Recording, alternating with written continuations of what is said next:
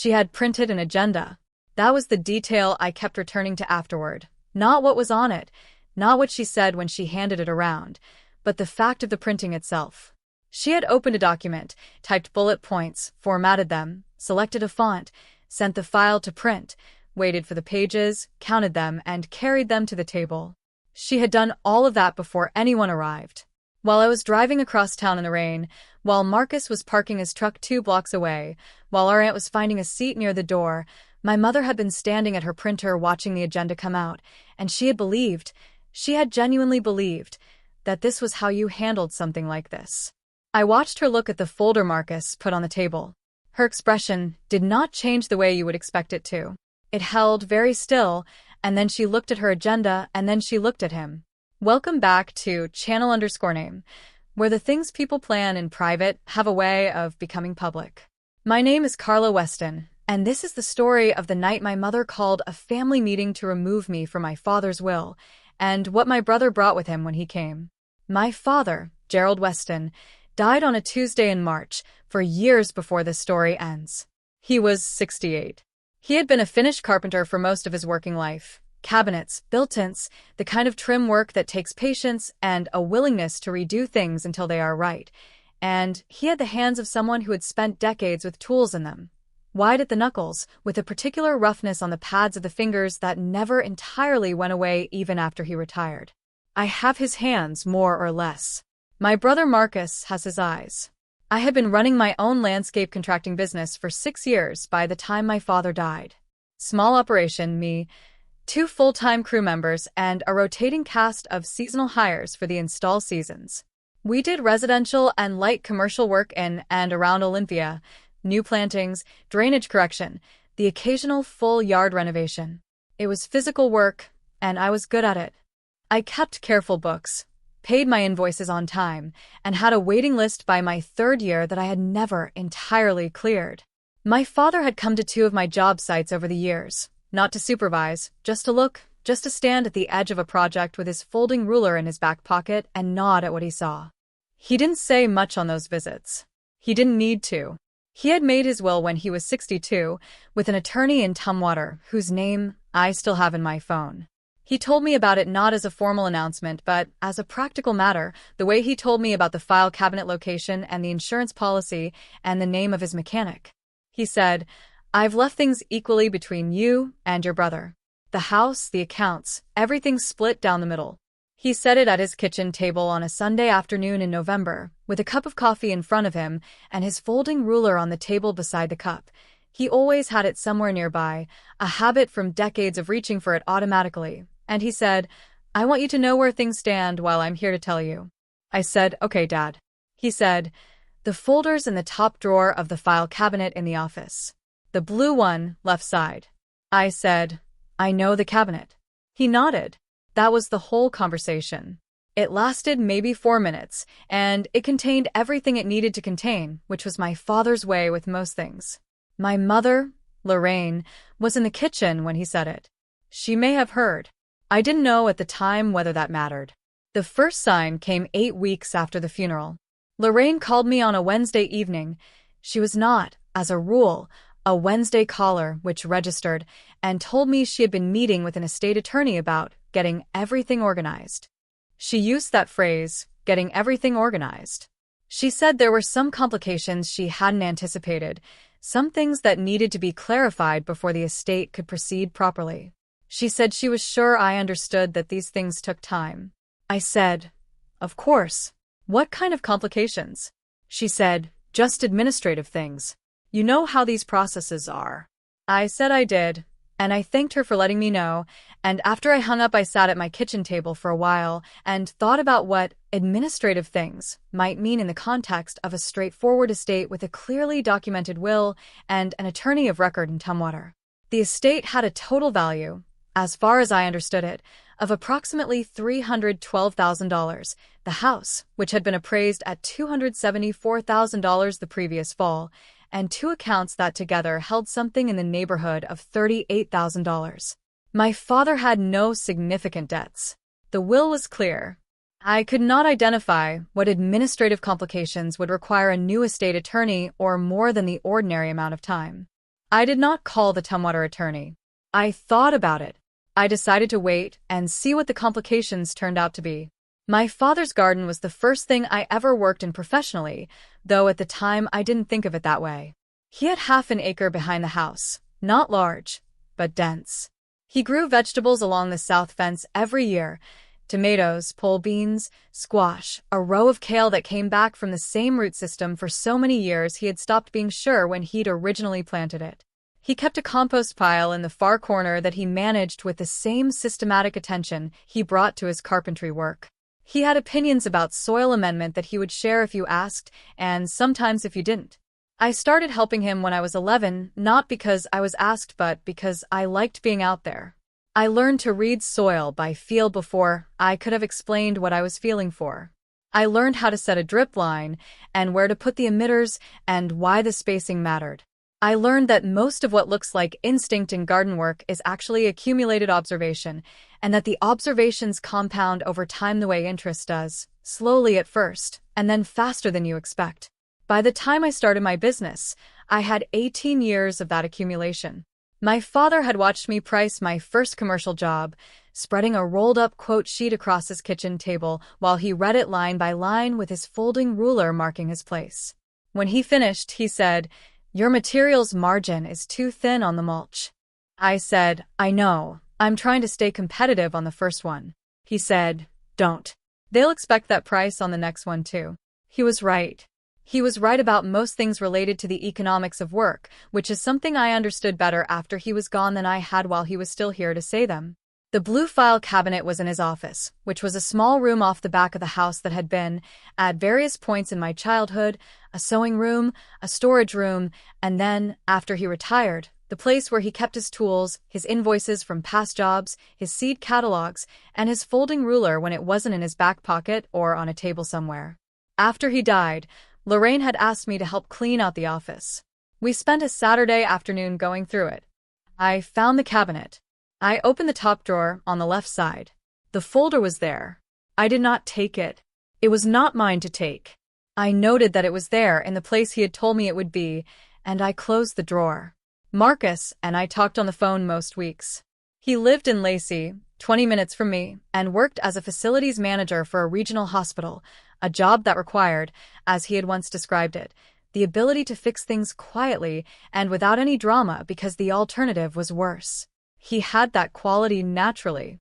He was 4 years older than me and had our father's patience and our mother's organization, which was, when those two things were working together rather than against each other, a useful combination.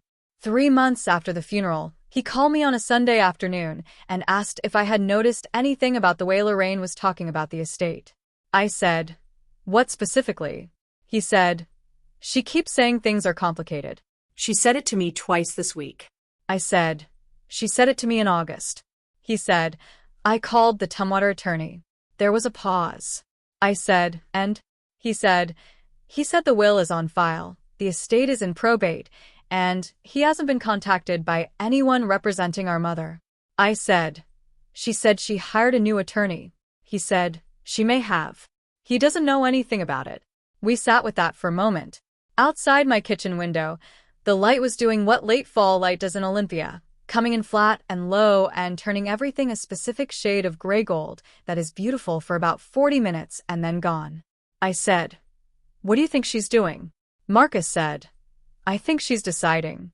I said, "Deciding what?" He said, "What the will should say, as opposed to what it does say."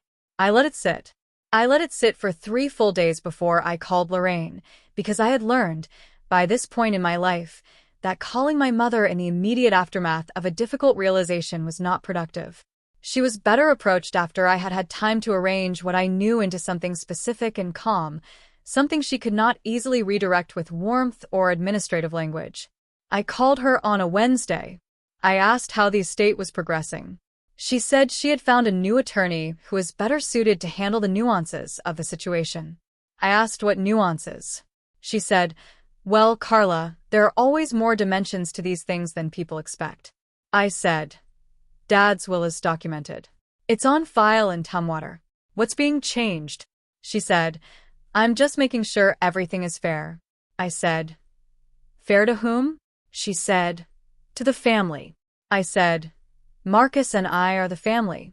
She said, there are a lot of things to consider, Carla, and I'd appreciate it if you trusted me to handle this the right way. I said, okay. I thanked her. I got off the phone. I called Marcus and told him what she had said. He said, okay. We both understood what okay meant, which was that we were going to keep watching and documenting and not doing anything dramatic because that was how her father would have approached it, and it was also how she would not see us coming. Over the following 2 years, Lorraine restructured the estate. I know this not because she told me, she didn't, not directly, not in any form that could be pinned down, but because of the accumulation of small things that added up to something legible if you were paying close attention. The new attorney was named. She mentioned once Carol.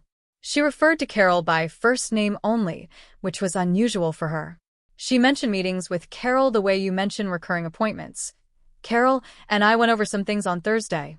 I have a call with Carol next week. The meeting seemed, from the outside, to be ongoing in a way that a straightforward estate administration would not require. In the second year, the language shifted.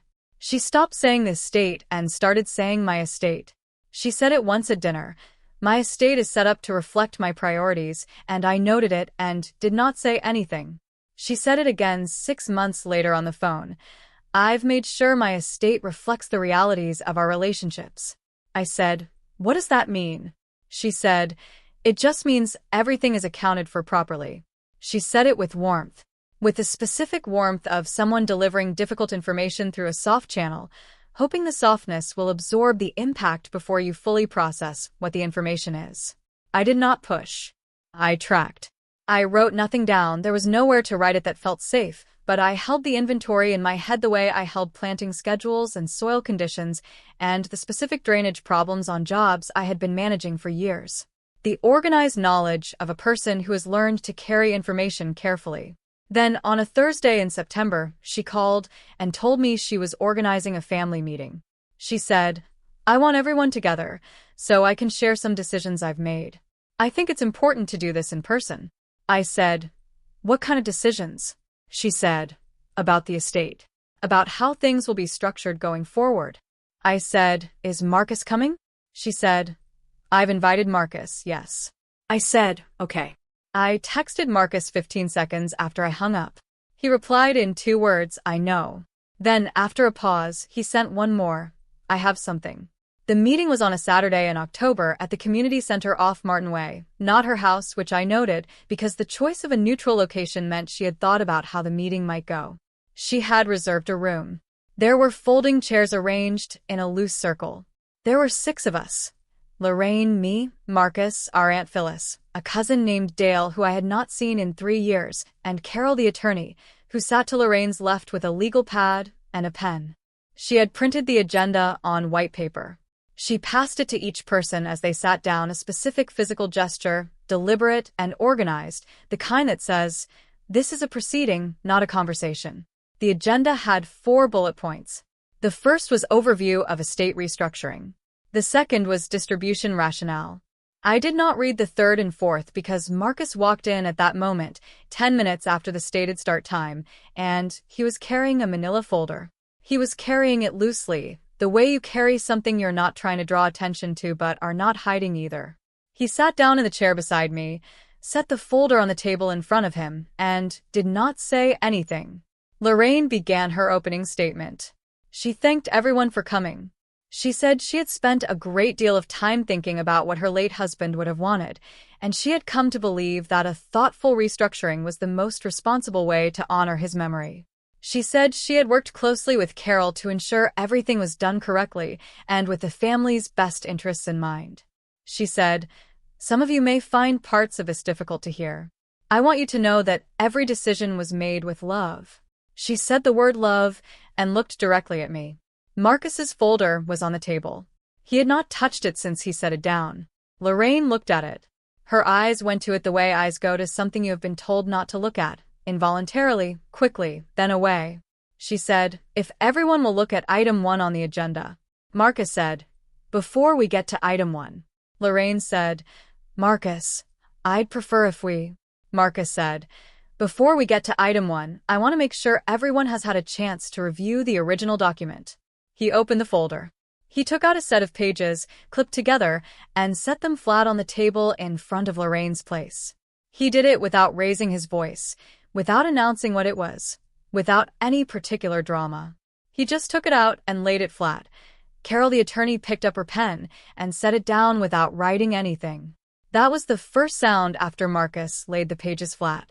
Not loud, just the small click of a pen against a legal pad, and then the room settled back into its stillness. Lorraine was looking at the document. She was not reading it. She was looking at it the way you look at something you recognize and were not expecting to see here, in this room, on this table, in this particular configuration of people. She looked up at Marcus. He looked back at her and waited. Phyllis, beside me, had stopped moving entirely. Dale was looking at his agenda. Carol had both hands flat on her legal pad now, pen set to the side. I looked at my mother's face and thought about my father at his kitchen table with a cup of coffee and his folding ruler and 4 minutes of plain information, and I thought about the blue file cabinet in his office and the top drawer on the left side and the folder in the exact place he said it would be. I want to go back to the week before the meeting because what happened that week is the reason Marcus was carrying that folder, and the reason matters. He called me on a Monday evening, 8 days before the Saturday, and asked if I could come over. Not a call, he said. In person. I drove to Lacey after dinner. He met me at the door, and we sat at his kitchen table, the same posture I noticed as every serious conversation I could remember having with our father, at a kitchen table, with something to drink, under a light that made everything feel specific and contained. He said, "I went to get Dad's papers." I said, "From the cabinet?" He said, "From the cabinet. Mom asked me to bring some documents over for Carol 3 weeks ago. She gave me a list of what she needed. She didn't put the will on the list." I said, "So you looked anyway?" He said, "I looked anyway." He had found the blue folder in the top left drawer of the cabinet, exactly where our father had put it. He had opened it. He had read it. He said it was dated 7 years before our father's death, witnessed by 2 signatures he did not recognize, notarized with a stamp from a Tumwater notary, and completely clear on the distribution. Equal shares, Carla and Marcus, the house and all accounts, no conditions. He said, "There's also a letter attached." I said, "What kind of letter?" He said, "Handwritten. From Dad. Addressed to both of us." I said, "What does it say?" Marcus said, "It says he wanted us to have a copy of this before anyone else could tell us what it said." I sat with that for a moment. The kitchen light was the same low yellow light that kitchen lights always are in the evening, and outside Marcus's window there was a dogwood he had planted 3 years ago that was bare now in October, all its structure visible, without the leaves. I said, "He knew." Marcus said, "He knew enough." He had made a copy of the will and the letter and returned the originals to the folder and the folder to the drawer. He had not told Lorraine he had looked. He had brought the copies home and put them in a manila folder in his own filing cabinet and waited. I said, "How long have you had this?" He said, 3 weeks. I said, "Why didn't you call me?" He said, "I wanted to think about what to do with it first. I didn't want to call you, and then not know what the next step was." That was Marcus entirely. Our father's patience. I looked at the bare dogwood and thought about our father writing a letter and attaching it to his will and putting it in the blue folder in the top left drawer of the file cabinet, and I thought about what it means to prepare for a conversation you won't be alive to have yourself. I said, "You're going to bring it Saturday." He said, "Yes." I said, "Okay." He said, "Are you all right?" I said, "I will be." I drove home in the dark on the highway that runs along the south edge of the Sound, and I thought about my father's hands and the way he held a folding ruler and the 4 minutes at the kitchen table that had contained everything I needed to know, and I understood for the first time the full weight of that conversation, that he had not been telling me where the file cabinet was. He had been telling me he trusted me to find it when I needed to. Back in the community center room, the stillness held for what felt longer than it was. Lorraine said, "Where did you get that?" Marcus said, "It was in Dad's file cabinet." "Where he put it?" Lorraine said, "That document is out of date." That's exactly what we've been working with Carol to address. Carol, beside her, did not confirm or deny this. She had picked her pen back up, but was not writing. Marcus said. Carol, is a valid notarized will with 2 witnesses out of date because the surviving spouse says it is? Carol said, carefully. The legal standing of any document depends on. Lorraine said, Marcus, I need you to understand that your father and I discussed this. We discussed it many times. He wanted things to be updated to reflect. Marcus said. He wrote us a letter. Lorraine stopped. Marcus reached back into the folder. He took out a second sheet, a single page, handwritten, both sides, and set it flat on the table beside the will. He did not unfold it dramatically. He just laid it down. Lorraine looked at it. Then she looked at me for the first time since Marcus had sat down. I looked back at her. I did not say anything. She said, Carla, I want you to understand that everything I've done has been with love. I said, I know that's what you believe. She said, your father and I agreed that a restructuring was the right thing. He told me he wanted things to be fair. I said, he told me the same word. Fair. He said, equal shares, everything down the middle. He told me where the folder was. He told me at his kitchen table with his coffee in front of him. She said, people change their minds, Carla. Circumstances change. That conversation was years before he died. I said, he attached a letter to the will and left it in the cabinet, Mom. He did that after the conversation. He knew what he wanted, and he made sure more than one person knew where to find it. She said, I have worked with an attorney. I said, I know you've worked with an attorney. I know you've been working with Carol for 2 years. I know you called those 2 years administrative complications. She said, I was trying to protect this family. I said, I heard you. I know you were trying to protect something. She started to say something else. I said, I'm not going to fight about this today. I want you to know that I see what happened, and I'm going to take some time to decide what comes next, and I'll be in touch when I'm ready. I stood up. I picked up my jacket from the back of the chair. I said, I need to go now. I said it without any particular weight. I walked to the door of the community center room and I opened it, and I went out into the hallway, and I did not let it close behind me harder than it needed to. Marcus came out 4 minutes later. I knew because I was standing in the hallway looking at a bulletin board covered in flyers for community programs, a Tuesday watercolor class, a grief support group, a food bank volunteer sign-up sheet, and I counted the time without meaning to. He stood beside me and looked at the bulletin board.